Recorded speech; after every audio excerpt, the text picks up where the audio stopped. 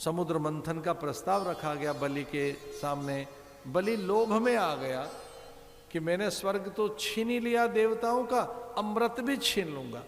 शक्ति हमारे पास है, बलवान हम हैं, तो हम इनका अमृत भी छीन लेंगे। समुद्र मंथन हुआ।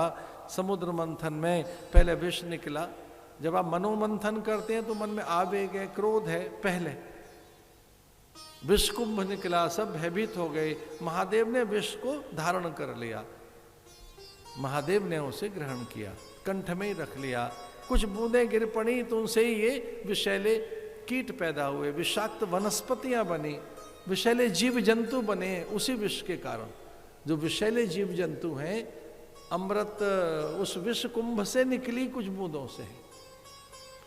ऐरावत हाथी निकला, इंद्र को दिया। उच्चे शर्वा घोड़ा निकला, वो बलि ने ले लिया। कामधेनु निकली, कल वृक्ष निकला, कामधेनु निकली, दैत्य छीना झपटी करने लगे। कामधेनु हमारी बनेगी, ये कामधेनु है, ये सारे कार्य पूरा करेगी, ये हमारी रहेगी।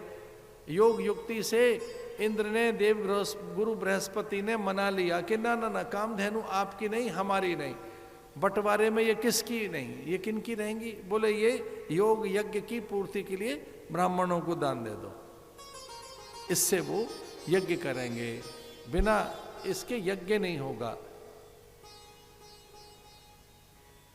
चीजें बंटने लगी। लक्ष्मी जी निकली, लक्ष्मी जी ने मना कर दिया, मैं बंटवारे की चीज नहीं हूं, मैं किसी के हिस्से नहीं आऊंगी, न मैं दैत्यों के पास रहूंगी न देवताओं के पास।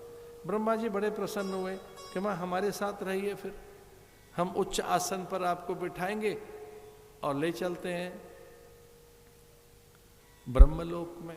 मां ने फटकार लगाई, अरे ब्रह्मा आपकी भी नहीं बनूंगी, तेरी सृष्टि में द्वैत है, कोई छोटा है बड़ा है, रंग रूप सबके अलग अलग है, एक जैसी मति नहीं, एक जैसी प्रकृति नहीं, न्यूनाधिक है ना, तेरी नहीं बनूंगी।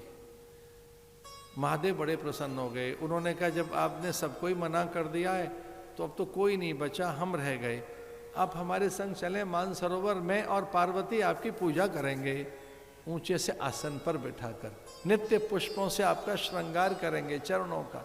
लक्ष्मी ने मना कर दिया, महादेव आपकी भी नहीं बनूंगी। महादेव ने कहा हम में ऐसा क्या दोष है? बोले दोष नहीं, आप इतने उदार हैं कि कोई दैत्य आपको प्रसन्न करेगा और आप मुझे उसे सौंप देंगे ना, ऐसे उदार के पास भी नहीं रहती मैं।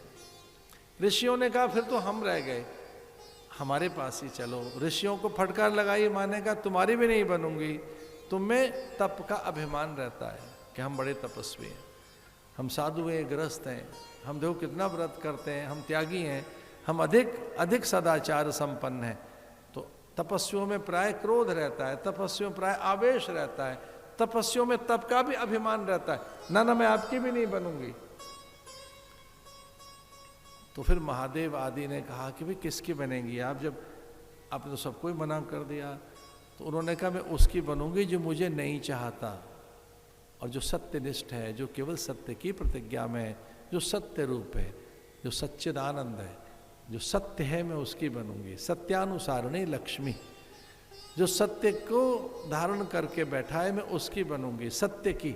तो कहते हैं सच्चिदानंद के पास जाकर बैठ गई लक्ष्मी जी, सत्य नारायण के पास, भगवान के पास आकर बैठ गई। यही सच है, सत्यानुसारिणी लक्ष्मी। किसी को लक्ष्मी चाहिए तो सत्य का अनुसरण करे, सत्याचरण करे, सत्य बोले, सत्य का व्रत ले, वो सत्यनिष्ठ हो जाए। तो जो जितना सत्यनिष्ठ है वो उतना ही संपन्न है।